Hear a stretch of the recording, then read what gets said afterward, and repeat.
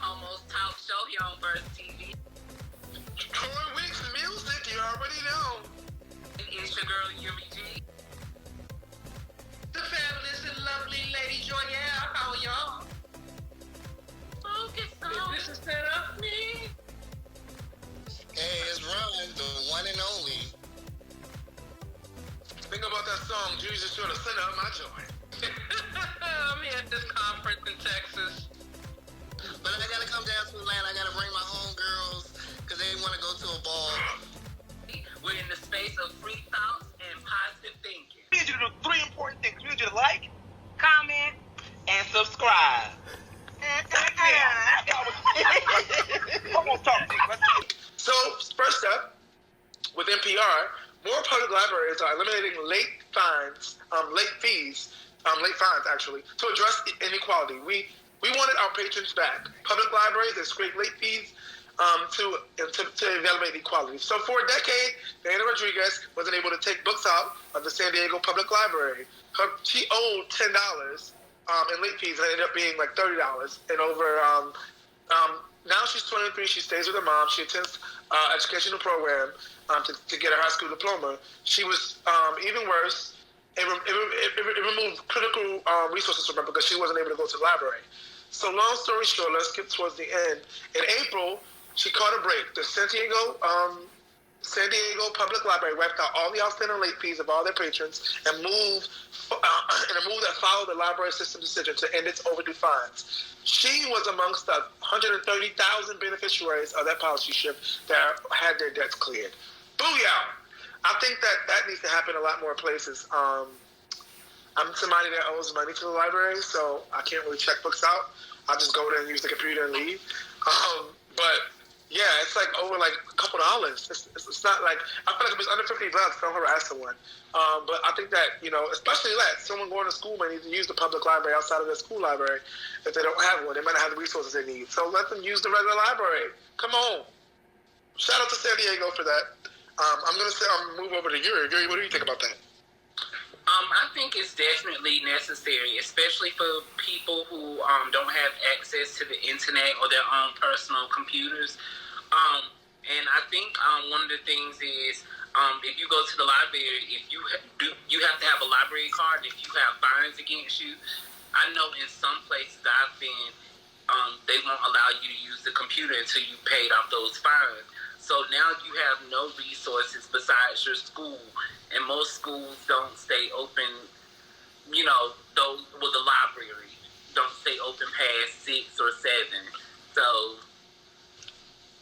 I mean, I definitely, I'm all for it or whatever. I mean, it's a library, and how many people are really going to the library these days? They should try to make it easier for people to, because that's something that everybody can utilize. So I think we should have cleared that up, because look, if I can get to the library because of a fine, I'll get my little cousin to get a card in his name and go. Yes, that's what I did with my cousin's card. When my 45 minutes is up, I use my cousin's card. That's just how we do. So, Ronald, what do you think about San Diego Public Library and wiping out all these fees? Wow, it's about time. There's a way to keep disparities going on and disheartening people. But, I look at it and I say, I'm sitting there with Yuri, like, as much as they need people in the library, every time I go in the library, I'm like, where are the people besides in the computer lab? So it's like, do anybody check out books anymore? Of course they do. Of course we do. But holding it against someone,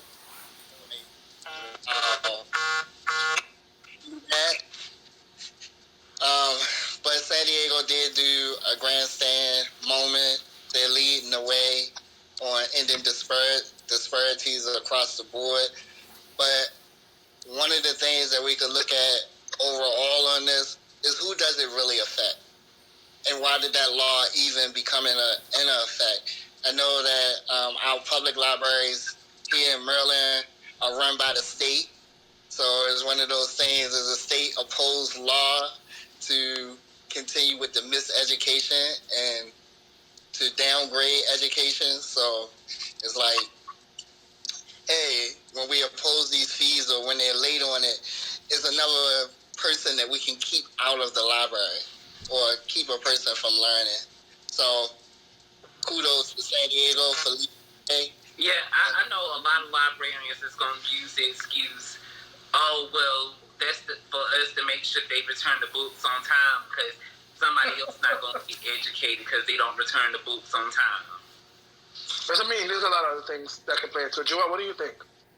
Well, honestly, like you said, I only been in a library to use the computer. As far as not having really rented nothing out, I kind of in the side of the library. Yeah, it might be holding accountability because people might books. I got a family member who still got a library book, but 2 years ago she rented it out, and I said, "Oh, you in trouble." You know that's sad. You need to return this stuff. That's why making it so hard for other people. But I do give kudos to San Francisco for the fee reimbursements or however you were saying, because they really need it. They really need it. You know, to get their education, to get their stuff going on, and if they're trying to better themselves, and it's sad that you have people that made it hard, but still ones that haven't did it. Well, at the end of the day, it happens. You live and you learn. So, library. Thank you for that, San Diego. Keep it moving. Keep moving to another state so we can get this stuff cleared.